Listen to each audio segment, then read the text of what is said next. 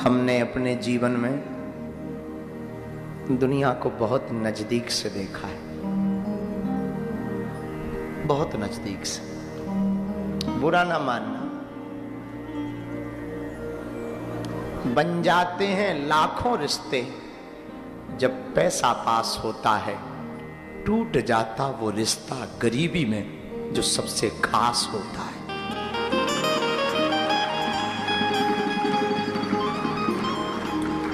गरीबों का तो सिर्फ परमात्मा होता है और कोई दूसरा नहीं होता। इस जगत में एक बात तुम याद रखना, जब तक तुम्हारे चेहरे पर चमक को जेब में नोट है तब तक लाखों लोग तुम्हारे साथ होंगे। गरीब का तो सिर्फ गोविंद होता है। जिनका कोई नहीं होता उनका तो सिर्फ परमात्मा होता है। और हमने तो बहुत देखा। और तुम जीवन जीना भी मेरे पागलों तो जगत के लिए मत जीना। तुम कितना भी कुछ कर लो समाज के लिए, संसार के लिए, ये कभी तुमको धन्यवाद भी नहीं देंगे, उल्टा यही कहेंगे कमी रह गई। मरने के बाद भी ये कहेंगे तुम किसी को अपना मानना, ठाकुर को अपना मानना, उसके अलावा कोई तुम्हारा नहीं। यहां कोई तुम्हारा नहीं, कोई तुम्हारा नहीं। हमने तो बहुत नजदीक से देखा सब। हमको याद है अपने दिन, बहुत नजदीक से हमने देखा उन जीवन को। हम जिस गांव में रहते हैं वो मध्य प्रदेश का एक छोटा सा गांव है, बागेश्वर, गड़ा, उसका नाम है गड़ा। हमारे पिताजी कुछ करते नहीं थे, वो हमने अंधेरे दिन देखे, त्योहारों पर कुछ नहीं बन पाता था। हमने अपनी माँ को एक एक साड़ी पहने 2-2 साल देखा, और वो जब फट जाता था ना तो वो बांध लेती थी, सिलने को सुई धागा भी नहीं होता था।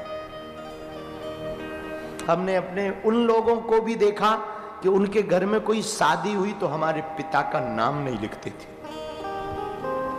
क्योंकि हम आ जाएंगे फटे कपड़े पहन के तो उनकी इज्जत खराब हो जाएगी।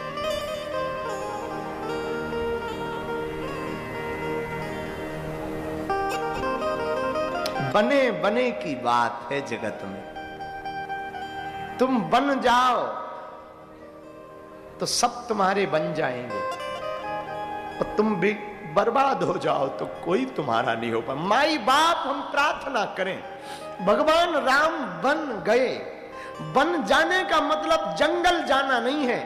आज की कथा में एक बात हम निवेदन करें, तुम प्रभु के बन जाओ, तुम भगवान के बन जाओ। हम सच कहते हैं, अपना अनुभव कह रहे हैं। उन्होंने लाखों की बिगड़ी बनाई, बागेश्वर बालाजी ने तुम्हारी भी बनाएगी।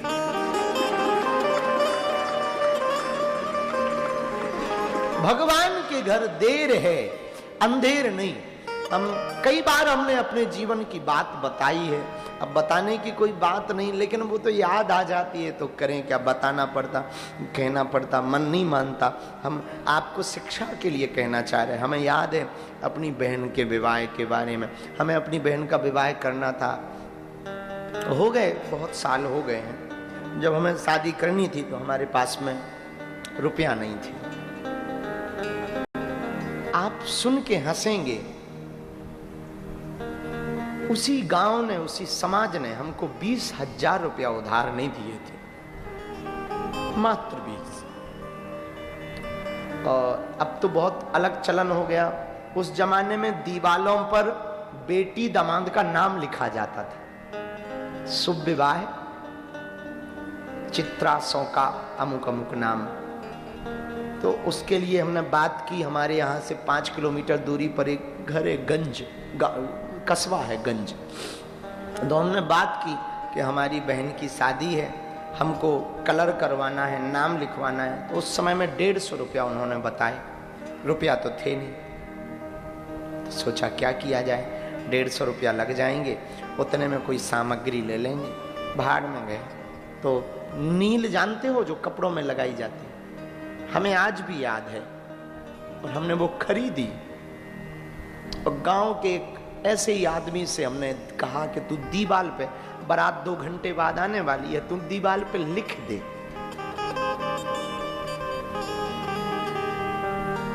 और वो जब लिख रहा था तब हम कोई भी बात हम ऐसी नहीं आपको कहना चाह रहे हैं, लेकिन जब वो लिख रहा था हम अपनी माला झोली की कसम खा के कह रहे हैं, उसी वक्त हमने प्रण लिया कि हम पर जो बीती सो बीती, पर कभी अगर हनुमान जी ने हम पर कृपा की तो हम भारत के किसी भी भाई की आंखों में आंसू नहीं रहने देंगे।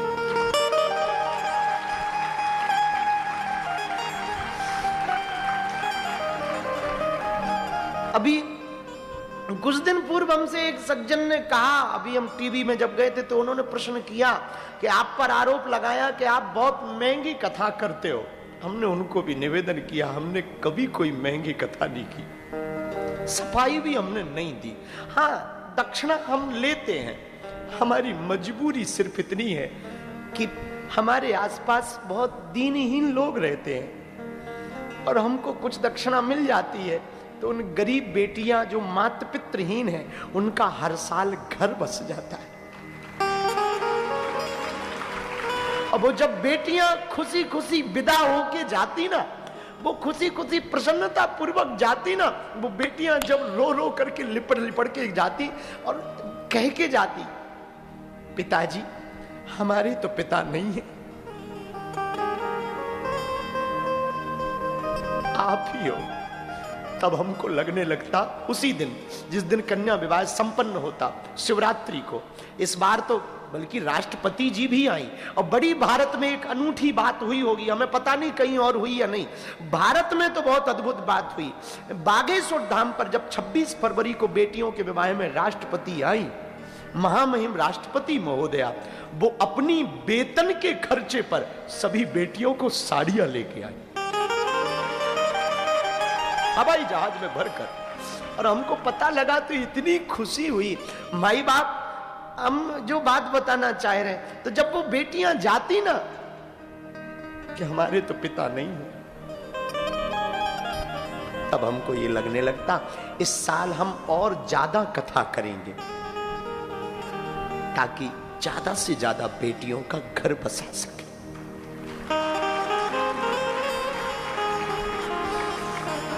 और ये बात हमको इसीलिए याद आई, चेन्नई में एक घटना हुई।